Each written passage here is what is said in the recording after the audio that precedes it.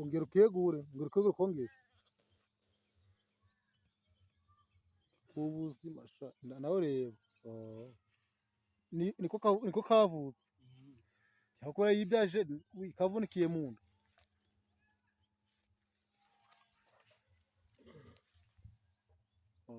Ntabwo kari gufata ibere bose ndari kubibona ntabwo kandi ahandi hose ni kazima.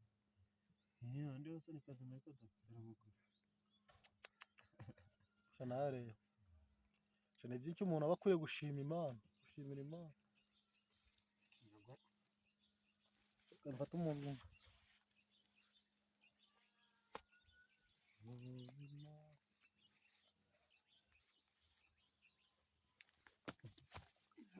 tuza wakiginga